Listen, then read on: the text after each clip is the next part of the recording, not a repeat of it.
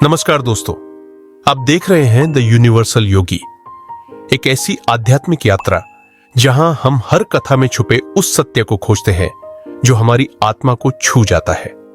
दोस्तों, आज हम बात करेंगे एक ऐसी रात की जब चांद केवल आसमान में नहीं, हमारे मन में भी उतर आता है। एक ऐसी रात जब देवता खुद स्वर्ग से उतरकर पृथ्वी पर दीपों का उत्सव देखने आते हैं। हाँ दोस्तों, आज हम बात कर रहे हैं कार्तिक पूर्णिमा की। कहते हैं कार्तिक पूर्णिमा की भोर जैसे ही होती है, गंगा के घाटों पर दीपों का सागर उमड़ पड़ता है। लाखों श्रद्धालु, कोई मौन साधक, कोई परिवार सहित भक्त, सभी गंगा स्नान के लिए पहुंचते हैं।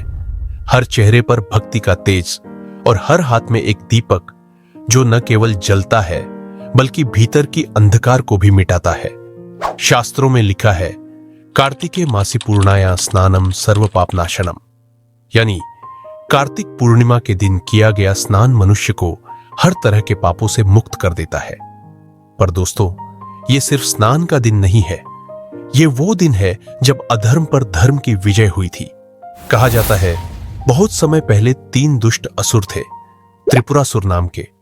उन्होंने 3 विशाल नगर बनाए, एक धरती पर, एक आकाश में और एक स्वर्ग में। इन तीनों को मिलाकर वे अजेय बन गए। कोई देवता उन्हें पराजित नहीं कर सका। तब भगवान शिव ने अपने एक ही बाण से उन तीनों नगरों को भस्म कर दिया और जैसे ही असुरों का अंत हुआ, देवताओं ने आकाश को दीपों से भर दिया। वह रात बन गई त्रिपुरी पूर्णिमा या त्रिपुरारी पूर्णिमा। उसी घटना की स्मृति में आज भी कार्तिक पूर्णिमा मनाई जाती है। वाराणसी में जब यह रात आती है तो गंगा घाटों पर दीपों का समंदर उमड़ पड़ता है। आकाश में चमकता छाद और गंगा की लहरों पर तैरते अनगिनत दिए। ऐसा लगता है मानो खुद देवता उतर आए हों इन दीपों की आरती देखने। इसीलिए इस दिन को कहा गया देव दिवाली, यानी वह दिवाली जिसे मनाते हैं स्वयं देवता। और यह भी कहा गया है कि जैसे अमावस्या की दिवाली अंधकार पर विजय का प्रतीक है, वैसे ही कार्तिक पूर्णिमा आध्यात्मिक प्रकाश की विजय का दिन है। बाहरी दीपक के साथ साथ यह दिन है भीतर के दीपक को जलाने का। इस दिन भगवान विष्णु की भी पूजा की जाती है, क्योंकि मान्यता है कि इसी दिन उन्होंने मत्स्य अवतार यानी मछली रूप में अवतार लिया था, वेदों की रक्षा करने के लिए। उन्होंने ज्ञान की उस धारा को बचाया जो अंधकार में डूब रही थी। एक ओर भगवान शिव जो असुरों का अंत करते हैं और दूसरी ओर भगवान विष्णु जो ज्ञान की रक्षा करते हैं। दोनों की कृपा से यह दिन बन जाता है प्रकाश, ज्ञान और मोक्ष का संगम।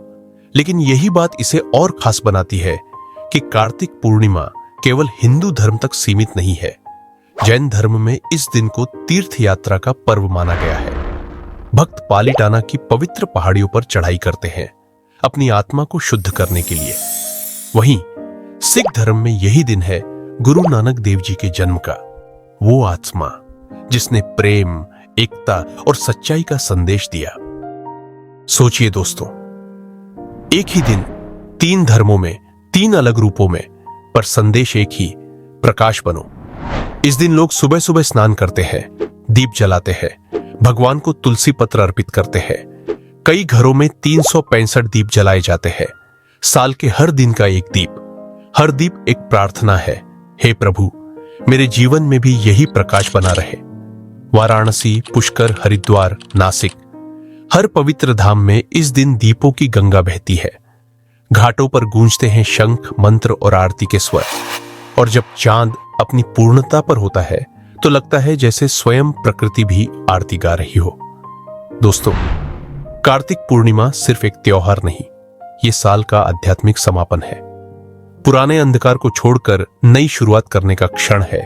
और द यूनिवर्सल योगी पर हम यही मानते हैं कि हर त्योहार केवल बाहरी रीति रिवाज नहीं, बल्कि एक भीतरी साधना है। दीपक को बाहर जलाने से पहले जरूरी है कि हम अपने भीतर के अंधकार को पहचानें, क्योंकि जब भीतर दीप जलता है तो जीवन अपने आप प्रकाशित हो जाता है।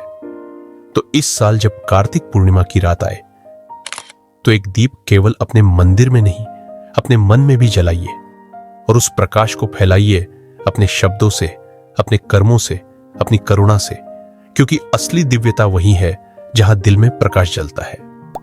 धन्यवाद दोस्तों।